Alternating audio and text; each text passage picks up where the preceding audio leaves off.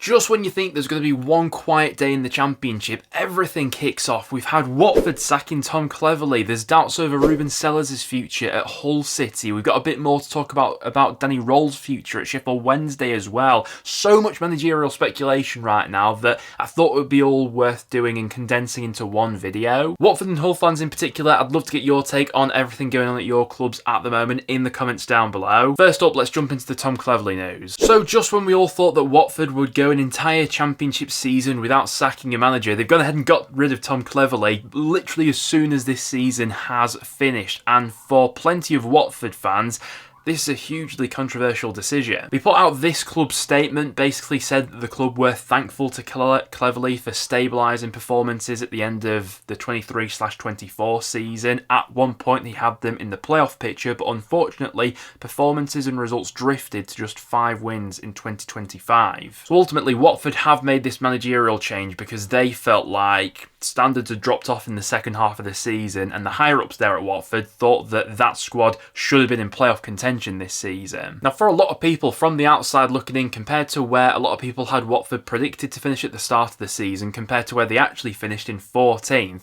a fair few would say they probably overperformed a little bit, or certainly at least hit par with the quality of that squad and where they ended up finishing. What arguably didn't help Cleverley's case was how fast Watford actually started the season, and that probably raised the expectations at the club a little bit that, oh, this squad is capable of being in playoff contention, and when they couldn't keep those same standards in the second half of the season, maybe he's made a rod for his own back in that case. But I look at this overall Watford squad, the general quality of it, and I think that, don't get me wrong, there are a handful of top Championship players, but the general level of this overall squad I'd probably say is mid-table, lower mid-table in the Championship. Watford fans, do you think that's a fair assessment, or am I being a little bit harsh on the quality there? Because then when you strip all of the context out of it and you look at Watford's final league placement of 14th, I don't think that's too much of a shabby season for them. Now, the thing that the Watford higher-ups will point towards is this. This is the 2025 Championship table, and Watford are rock bottom of it. They've only taken 20 points in their last 23 Championship matches. Like that club statement said, just 5 wins in that time, and there's no denying that there has been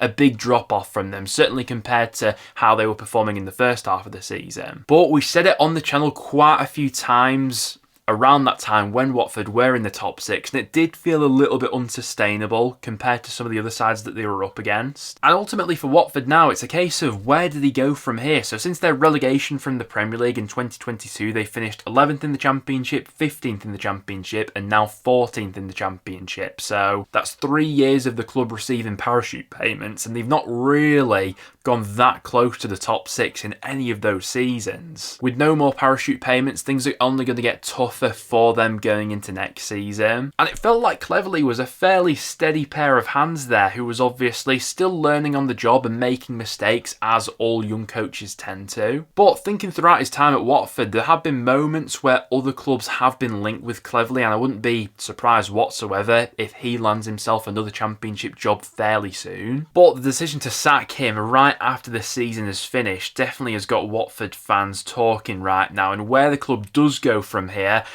we'll have to wait and see. But if the expectations at that club are to be in top 6 contention next season, then whoever's coming in at Watford has got a hell of a job in his hands, because anything less than that and you're in danger, it would seem. Now, don't get me wrong, Tom Cleverley is by no means faultless in all of this. That run that Watford have had in the second half of the season has been really poor, but it does feel like the problems go a lot deeper than whoever's going to be the head coach at that club. And weirdly, Watford this season have reminded me quite a lot of Preston last season. If you remember rightly, Preston started last season like an absolute house on fire under Ryan Lowe. We're in playoff contention, but then the run we went on in the second half of the season was absolutely dreadful. Similar to Watford, we were one of the worst sides in the league in that second half of the campaign. And at that point, as a North End fan base, all of us could see that Ryan Lowe was absolutely done in that job. But while most Preston fans wanted Lowe sacked at the time, pretty much all of us could still tell that the problems that we're having at the club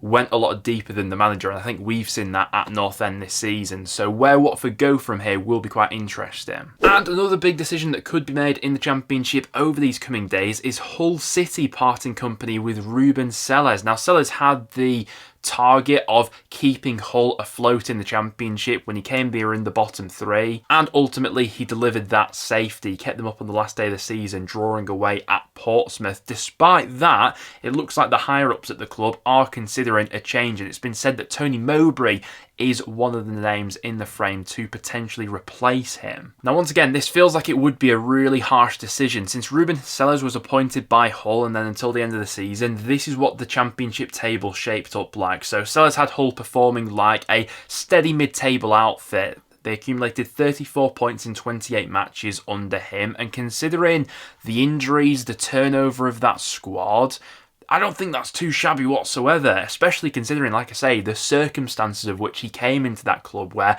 they looked like they were in complete freefall. Defensively, they massively improved under Sellers, only averaging 1 goal against per game. Alright, attacking-wise, they weren't brilliant, but I think you can attribute that to his lack of options going forward at times, some key injuries in those creative positions as well, and the fact that this isn't his squad. Hull, in a similar case to Watford though, it does feel like the ownership's ambitions for that club are maybe a little bit unrealistically high, and if the owner there doesn't feel like Sellers is the manager to deliver, a top 6 finish next season, then he's going to go ahead and make that brutal chop. But after delivering that sort of finish under the circumstances that he came in, it would be so harsh. And Sellers is another manager who, if Hull do decide to make that chop, I wouldn't be surprised if he walks into another Championship job fairly swiftly. Certainly the general census from Hull City fans that I've seen on social media would be that it would be the complete wrong decision to part company with Sellers at this stage after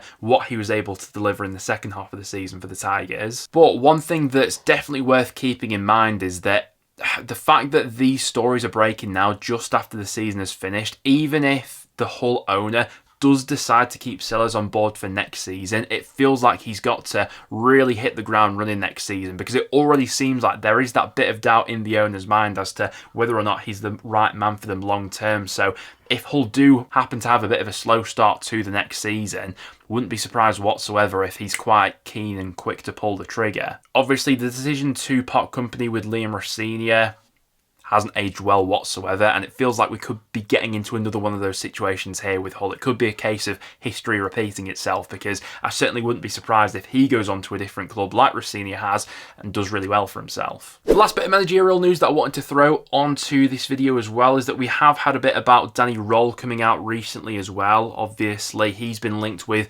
numerous jobs over the last few weeks and months, really. Feels like at this stage it would be really surprising if he is still the Sheffield Wednesday manager come the first game of next season. Well, the latest 2 clubs to be thrown into the mix as potentially interested are both Crystal Palace and Fulham. Each of those could be looking for new managers next season, as both Glasner and Marco Silva could be poached away. But like Dom says in this tweet here, Sheffield Wednesday need clarity on the managerial situation as soon as possible, because this is the stage of the season where you're going to be signing players, you're going to be talking to agents, and if you're unsure of who the manager's going to be going into next season, who you're recruiting for, that's a major red flag. But guys, that will now wrap it up for today's video. Just a quick instalment on the back of some of the breaking news that has come out in the Championship today. We've got plenty more managerial speculation that I'm sure is going to come out over these next few weeks. We'll do our best to try and cover it all. And your best place to stay up to date with everything going on in the Championship is right here on the BenHD YouTube channel. So if you're not already, make sure to go ahead